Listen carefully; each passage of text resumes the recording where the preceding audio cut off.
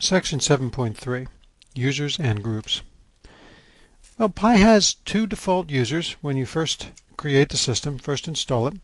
They are PiAdmin, who is kind of the super user, and PiDemo, who is a guest account. Now, we also have two groups of users that are created. One is called PiAdmin, and yes, I'm very sorry about that. You may notice that PiAdmin, the name of the user, is exactly the same name as the name of the group to which PiAdmin belongs. A fact that causes endless amounts of confusion, and I'm very sorry that we made that choice.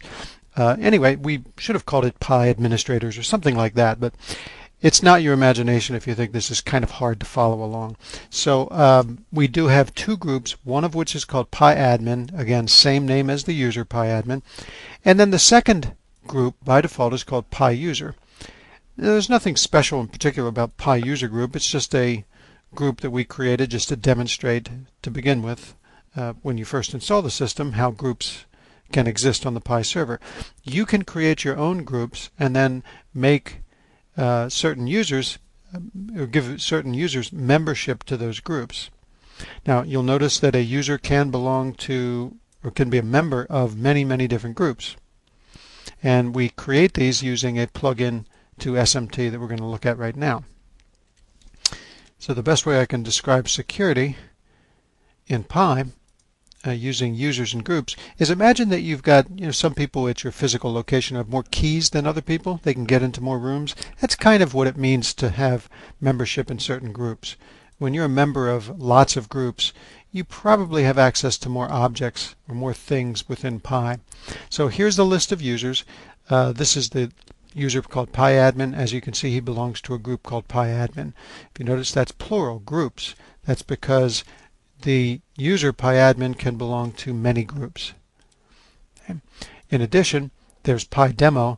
PiDemo is the test user, more or less, the guest account, and he is member of the PiUser group. Doesn't give him any particular privileges. Here's the list of the groups. As you can see, there's two groups, PiAdmin and PiUser. So if I were to create a brand new user, creating that user simply means going in here, choosing a new user, defining that user. This is going to be Ed, giving him a description and a password if I want, or I can leave his password blank, and that creates the user. Now once I've created that user, there are ways of adding him to groups. I can give him memberships in groups, or I can go into the groups section and I can add users this way. So I can go out and find Ed and add him that way. So as you can see, it's pretty straightforward.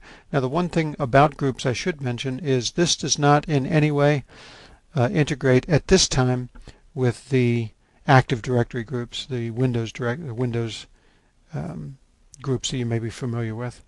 So it is not integrated with Active Directory. Obviously that is the direction we're heading. Right now it does not support reaching out and incorporating Active Directory groups.